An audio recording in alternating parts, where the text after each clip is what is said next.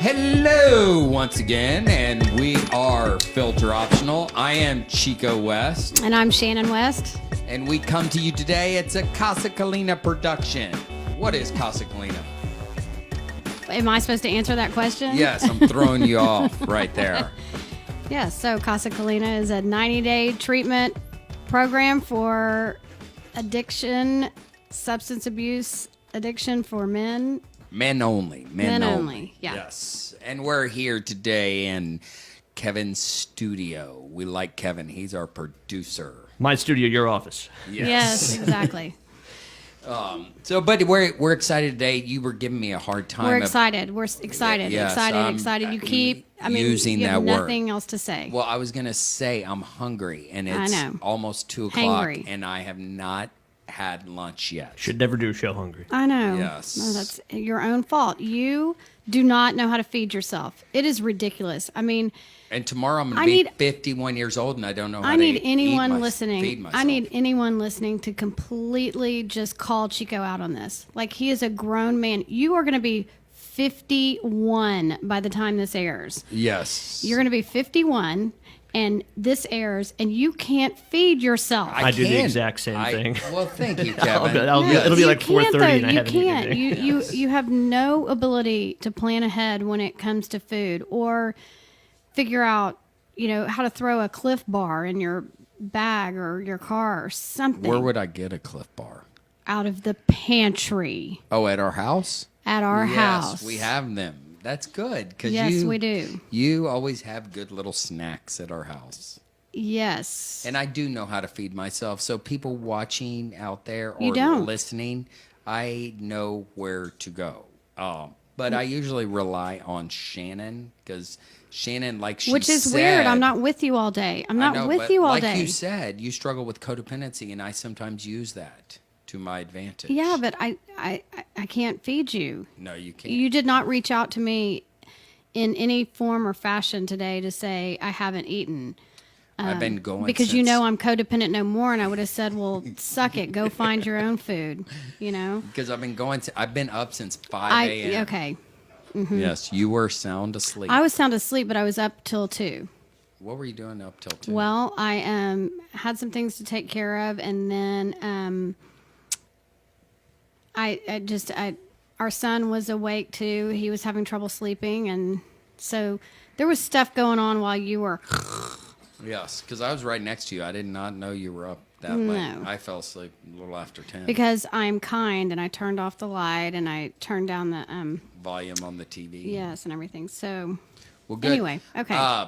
Today I've been thinking, out at Casa, but I'm thinking it's not just about Casa, but I've been thinking we had Mary Bellafato, excuse me, out at Casa this week. She comes every 6 weeks. She does a 2-day intensive kind of psychodrama. She's been on our podcast. Yes. You can go back and watch the episode with Mary about psychodrama. And it is powerful, but it talks about, our wounds and, where we come from as families and stuff like that. And just meeting with families, it's like I sometimes here at the studio, I have a private practice as well, but also the families at Casa. And sometimes my private practice, move my water bottle. Yeah, sorry. And sometimes my private practice, it's no one that is in... there's a lot of people that don't have any addiction issues. It's just family issues. And so I was thinking about my family, my family of origin, going back and looking at my parents' family, and just recognizing that there is no perfect family. I see that all the time, but so many of us are trying to be perfect. Does that make sense? Or not even be perfect. Yeah. Right. I don't even know if families are trying to be perfect. They're trying to survive and be normal. Like we talked about before, like what is normal? You don't want to stand out. You don't want to stick out. You don't want to be. And so let me ask you this question, weird. Shannon. How come you don't want to stand out? What do you think's driving people? You want to be normal, and what is, and we talked about what is normal, but Right. how come you don't want to? I mean, I can think of some reasons why we don't want to stand out, but what are your You don't thoughts? want to be. No one wants to be the poster child or the poster family for, addiction or Dysfunction. Yes, or incest or sexual abuse or alcoholism or addiction or even whatever, learning disabilities or things like that. I mean, it's taken a long time for people to have a comfort zone with saying, we all probably have some learning differences, and we all I feel have like dysfunction. That's been destigmatized in a lot of ways. I don't want to make anyone. I mean, we have kids, and I struggle with it. yes, I mean we all struggle with different things, but especially with a learning different. I mean, you may have been misdiagnosed. Well, you were kind of misdiagnosed your entire life until you were getting your master's degree. It has nothing to do with intelligence or anything like that. And I think that the world today, it has been destigmatized, if that's the right word, to show that very, very intelligent people obviously have learning differences. let's get I'm just back saying. to. So what I'm saying is that nobody wants to be the spokesperson or the poster child for. And my question is, how come no one wants to be? I mean, I see it. I mean, just here, track with me for a second, okay? Because social media is everything. We're on social media. You're watching this today on. If you're watching it on Facebook, right? Okay, and social media is a part of our fabric of our world today. Yes. Okay. But a lot of times on social media, you see pictures of people on Facebook or Instagram or stuff like that, at concerts or on trips or, those things. You don't see behind the scenes if there's a fight. You don't see behind the scenes when our kids were young and, there was poop diapers everywhere. You don't see behind the scenes just of everyday life. What you see is all these pretty things. We cover up the reality. So that's where I'm saying is part of what happens is there's always this cover up. But then when people come in, to my office or people have addiction issues, they come in. How can we destigmatize that? Hey, we're all struggling. Yes, and we all have crap in our Yes. lives, and there isn't a perfect family, and we're not perfect parents. I'm not a perfect father. I'm not a perfect husband. You're not a perfect mother or wife. But at least we're trying to start to, have those dialogues. But I also think that there's kind of two sides to this coin. It's that I don't think that you're insinuating that people should expose themselves on social media, because I think that's a terrible idea too. I'm not saying that. I know you're not. Can you track with me for a second? I will. So I might interject. Yes. So it's how do you not cover up your struggles from your family of origin on up to now? How do you not cover them up and deal with them, in a safe, secure place? Yes, and not feel like you're exposing yourself, or, I mean, I quite frankly kind of like to only look at social media to see the happy things. That's kind of like if I see something that's really depressing, I'm like, oh God, I mean, that's horrible. And I feel bad, but, and there's nothing wrong with that. We're not, I'm just using it as an example. It's, our society, it's all about cover up. Even before there was social media, there was the cover up. What I'm saying is I don't think people are covering up. Okay. So I don't think I cover up our struggles by just posting positive things on Facebook. I'm not disagreeing with that. I'm not covering up our struggles. Okay, but I think it's about identifying the struggles and then coping and dealing with them, identifying them first. But many people don't even know they're covering up anything. Like we talked about family of origin and everything. I mean, some of the times we don't even know the reality of what our parents went through. Like you've talked about my dad's dad being an alcoholic drug addict. Well, he was a doctor also, and he died when my dad was 10. I don't have that historical reference. So I'm not covering that up. Okay, and so I was gonna say, Okay. the it, that was the wrong word when I'm saying cover up. I think our society is always about showing happy things, and I think that's good. I agree with you. Looking at people's pictures on their trips, or someone getting a Hoko invite and stuff like that. Those are fun and cute, and I think those are there's a right time and place. But how do we create that space where there's that right time and place to talk about stuff that keeps happening, these patterns, Well, we keep talking about doing your own personal work. And I've always talked about raising kids and having conflict with kids. And so when you go into an interpersonal relationship with just another person, not on social media or anything, because people do post, my daughter was bullied at school today by a girl who will her name will be left out, but her student ID number is 21345. I mean, it's like everybody can figure out who they're talking about. But so people do try to expose other people instead of going to the scene. They do it by hiding out. Well, yeah, but via social media. Yeah, well, but my whole point is that we have to start with ourselves. Like when I would always, if our children did something wrong, I would want to talk to the offended person's parent or whatever and, own my side of the street. Like you always said, all you can do is clean up your side of the street and say, hey, we've had trouble with this particular area and we're sorry and, whatever. But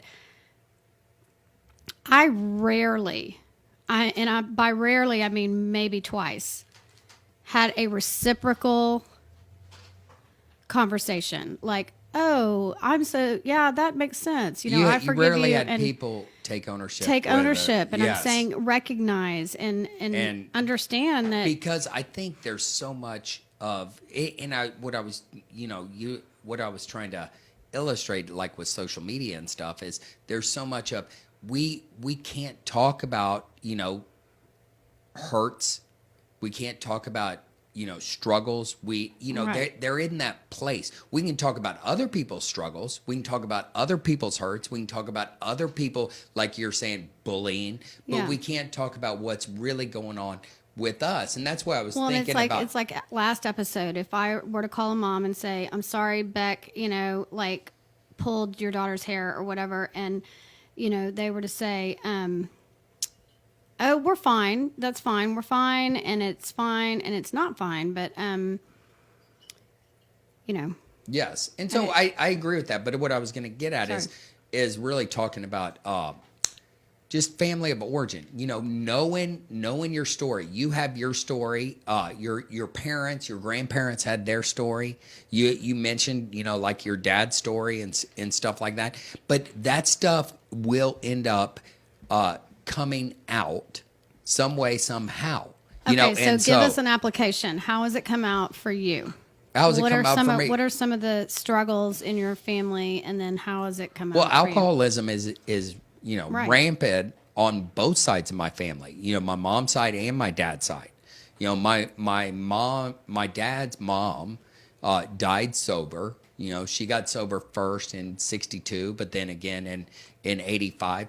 But my granddad's, he married an alcoholic, and they ended up having 6 boys. My dad was the oldest of 6 boys, but his mom was alcoholic. And so he was attracted to another woman that was alcoholic, and they got married. And so you saw this pattern, happen right there. Right. Just like, hey, my granddad, I didn't know the pain. He was a 14-year-old boy when his sister died in this tragic accident back in the 30s. Yes. And so that came out. And so it was always covered up. And so he always wanted to keep his family together. Yes. And let's talk about that a little bit, just because the accident, have we talked about this? Well, we've talked about what a big deal, Fiesta is in San Antonio. I don't remember that episode, but go ahead. Well, we did talk about it. Right, Kevin? Do you remember? I'm actually struggling, and I have an encyclopedic memory of the show. But. Okay. Anyway, so we've talked about it a lot, but maybe not on this. Fiesta is a huge deal in San Antonio, and Chico's grandfather, like he said, was a 14-year-old boy, and his sister was 8. 10. Oh, she was 10. And she was a little, what do they call it? A Page. Page? Page. Is that what they call in the girls? coronation? Yeah. She was a page in the coronation, and they had Coronation, and they had the big runway, where all the pageant. It's a pageant. I mean, it's pageantry, and where they had lighted torches back then for lighting up and down the runway, and this little girl caught fire. Your grandfather's sister caught fire. Yeah, and died a few days later. Died a few days later in the hospital. So that's obviously going to be a tragic mark on his life.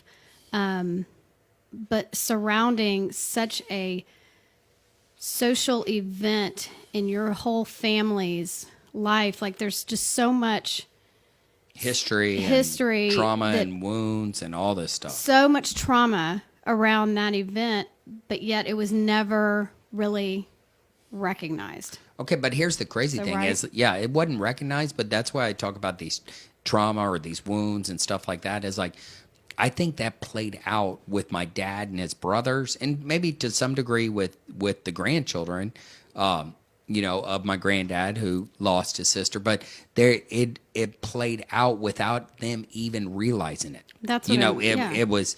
And they weren't even born. This was in the 30s, and they weren't even born, and they got involved in these clubs, and there's all that happening. Then you go to the other side. My mom's parents got divorced when she was in high school, and there was things that happened in that relationship, and my grandmother, wonderful lady, loved her, and yet, there was issues there, Right, and so right. I think my grandparents' divorce played out with my mom. Sure. I Of course it did.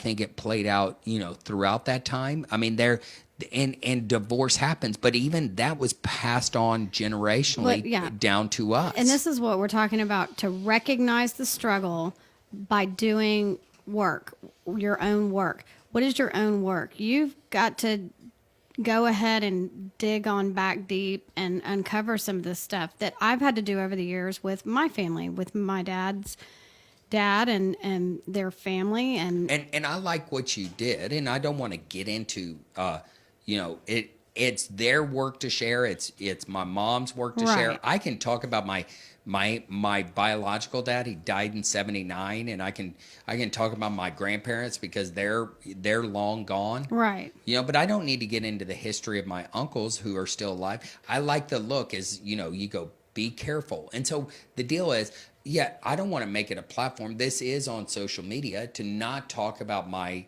this is parents about or your yourself. parents. Yeah, it's just how stuff comes up. I mean, there's those things. Do I feel safe, or am I so concerned? So how does some of this come up with your own children?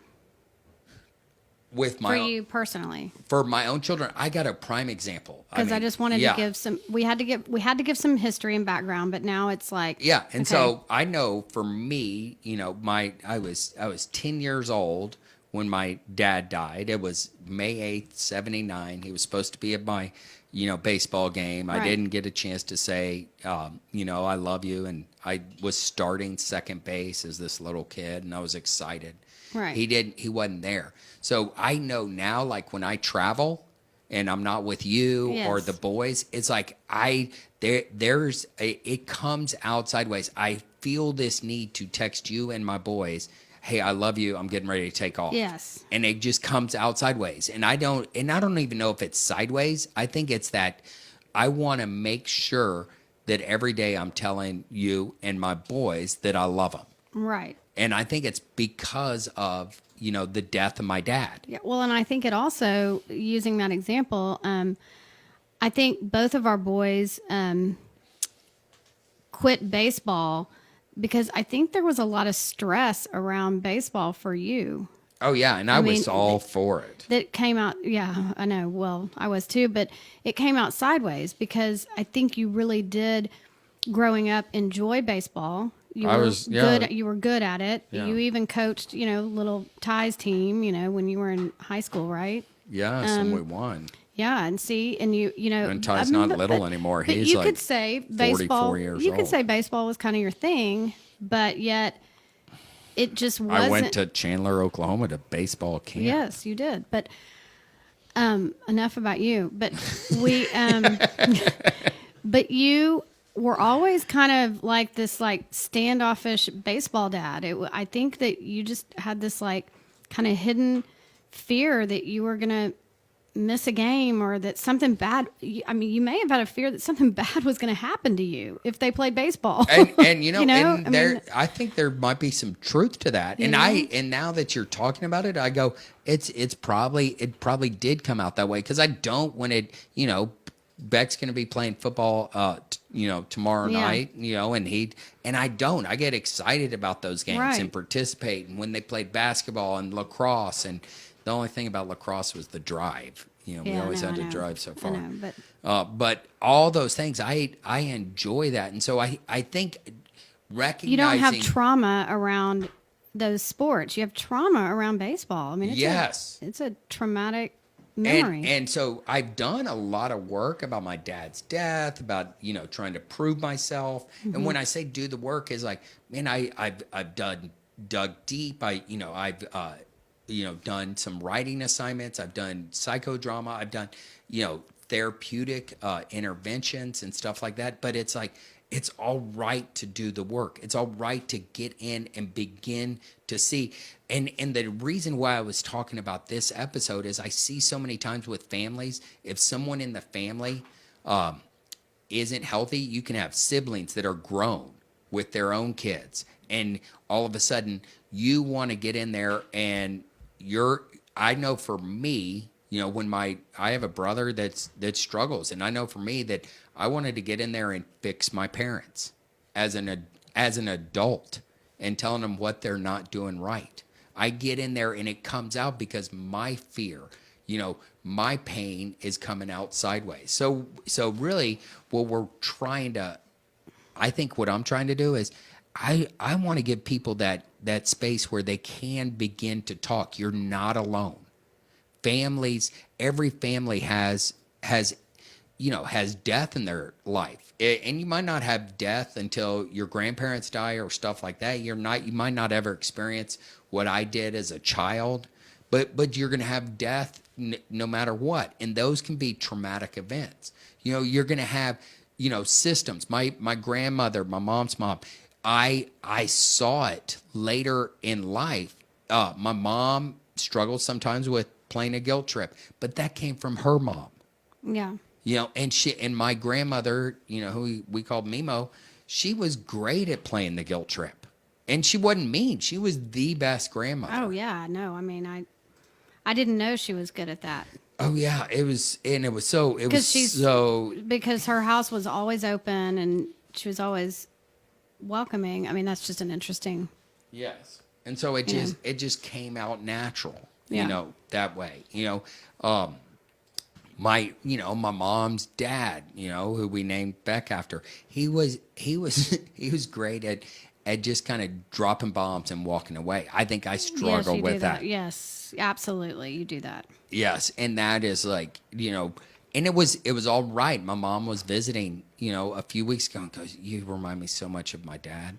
Yeah. And I go, I didn't take it yes. She was talking not maybe of the most positive stuff of her dad. Right.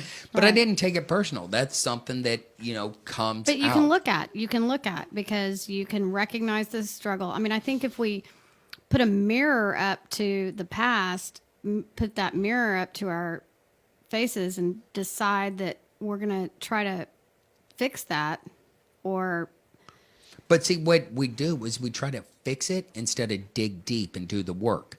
Because I'm not sure we can fix things because that fixing so many times gets into that. Well, I guess codependency. recognizing it and healing it, maybe. Yes, I think that's healthier. Yeah. Because we need to get free. But I think the biggest struggle, and I don't know, biggest is a strong word.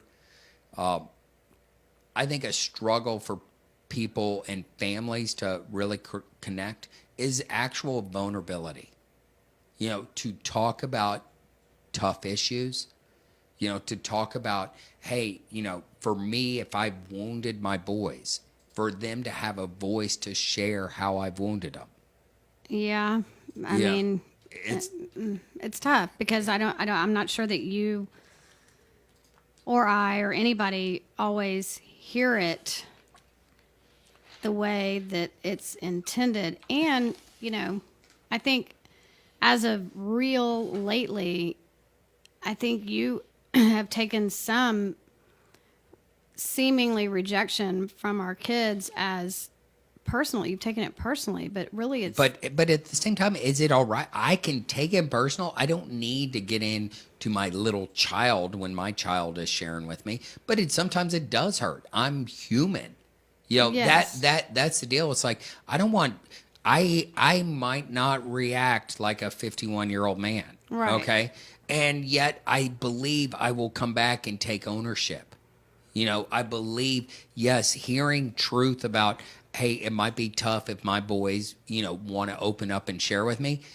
Hey, how come? I want to know. I want to have those dialogues, and I'm all right if they're not ready to right now. The other day is like, okay, I gave my son space, and then he came down and he thanked me. That was nice. right. And so I don't need to get in there and take it personal and point out all his, flaws. Well, you keep on like, I just want to talk to you. I just want to talk to you. Why can't I talk to you? What, I mean, they just, Yeah. anyway. But here's my deal is I recognize that. I recognize that, that might be, coming from my family of origin. My deal is I want to be able to go, I want to change. I want to learn about, where I fail. The deal is I believe I'm alone in that. I believe there's not many people that will actually get down and do that work. I am not a perfect father. And sometimes I get in there and I go into, I just with my kids. I beat it down. I don't let go. I want to get my point across. But I recognize that is not good.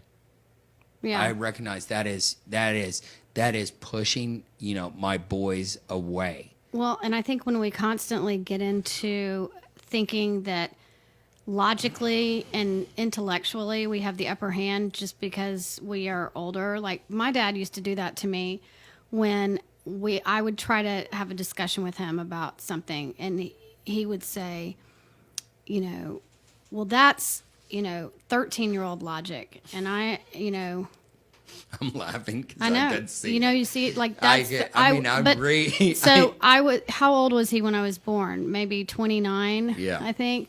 So, I can't do math that fast in my head, but 13 plus 29. Like he would say, that's 13-year-old logic, and He was 42. I have 42-year-old logic, or whatever. And I was like, well, I'm never going to win this contest, ever, because you're always going to be 29 years older than I am. So when are we ever going to have a equal conversation, logically and intellectually, because you're going to win every time. And I think you know what happened, Shannon? What? When your extended family had some issues, your parents did come and seek our counsel and sought yours. And so Yes. it sometimes takes a while, and you've been consistent. Well, they But see what I'm evidence saying- yes. in my life but And so where I'm saying I think that evidence is you've been vulnerable, and that's the thing is I want to be vulnerable. There's times I'm not vulnerable. There's times I want to, I feel hurt or pain or this rejection. But a lot of times there is loneliness in being vulnerable. There's loneliness in exposing your stuff. well, yeah, certainly. And there's loneliness in going, Which is why people we're don't not- want to put it on social media, because it's like I'm not crickets. talking crickets. about I know you're social not. media. I know you're not. I mean, know you're not. you keep bringing it up. I No. was using that as an example. I So know. no, No, I was just saying that. I wasn't saying you did that. I'm just saying me personally, Okay, but I'm not talking about social media. Okay. I'm talking about, man, we're I talking. was. I know. okay, and go ahead. but it made no sense. It did to me. Okay. Yeah. If I'm going to be vulnerable, if I'm going to be vulnerable in a group setting or a social media setting, it can be lonely even amongst a crowd. I mean, you're talking about being lonely in a crowd. I'm talking, yes, but I'm not talking Lonely in about life. in social media. I know you're not. I'm talking about. I'm talking about both in life and Yes, I agree with you. Social media, Okay. you put up, whatever. But what I'm saying is, it's lonely to be vulnerable even amongst your peers in a non-social media context. yes. I was lumping them all together. Okay. I'm sorry. And with that, it's like we don't want to share, I believe, and I'm going to put my therapist hat on, because we're worried about what other people think. Well, We're sure. worried about, hey, we're the messed up family, the West. That's right. Remember when Because no one else will join in your vulnerability. No one Yes. else will join in it. It goes back to it's on down from social media to groups, social groups, whatever, to the one-on-one conversations that I was talking about, where I'm getting zero responsibility or feedback from the other party. or reciprocation. Reciprocation. Well, that's what I meant. And so, you get off the phone or you finish the conversation and you just have no one. It's lonely. And that's what That's what I was talking about too. I agree with you. It is. I know. And when we talk about doing that work is to recognize that. But I think it's lonely even in families. I think people in families, when you have your kids and they're grown and stuff like that, it's like they're in this safe place. I see it a lot of times now. As I begin to work with people, that are our age or even older, and they have grown kids, it's like, and I think about our family, my extended family with my brothers. You have a brother. It's like no one wants to talk when, man, we're family. Right. It happens with Well, my brothers. I just said see it. it with I just your said brother. it recently, and I won't even talk about if it was my family, your family, whose family, whatever, extended family, Travis and his friends or whatever. But we had I had a discussion with you about why can't we just have a normal conversation about hey, this is what we're thinking, and then the other person says, oh, that sounds great, or that doesn't sound good to me. Or I You can't know do how it. come? I just realized it. How? I really You just had a light bulb moment? I truly did, and it's because I just spent some time with a couple just earlier before this podcast, but I think it's codependency. I mean, I think codependency drives that. You can't have a normal conversation because you're worried about everybody else's feelings. Yeah. I mean, I believe that to be the case. Now, I could be wrong, and I'm not saying, I'm right, but I believe I know the I think situation. it is. Yeah, I think it And probably is. it's but like, it's how like, come we why- keep going back knowing that there's codependency? It's like going yeah, you're right. You're right. and I'm not I'm just asking the question. It's like going back No, I to the know. person that's the alcoholic and telling them to quit drinking. Yeah. You keep going back and you keep going back. It's the same thing. It's addiction. I agree. It just you long for things to be normal, whatever that means, but you just long for things to be open and vulnerable. And honest, yeah. and honest.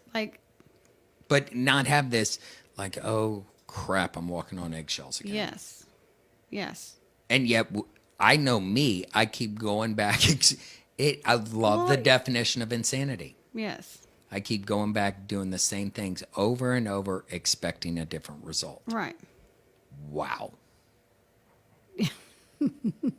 It's dramatic effect Yeah. there. Yes. So let me see if I can kind of wrap up this episode.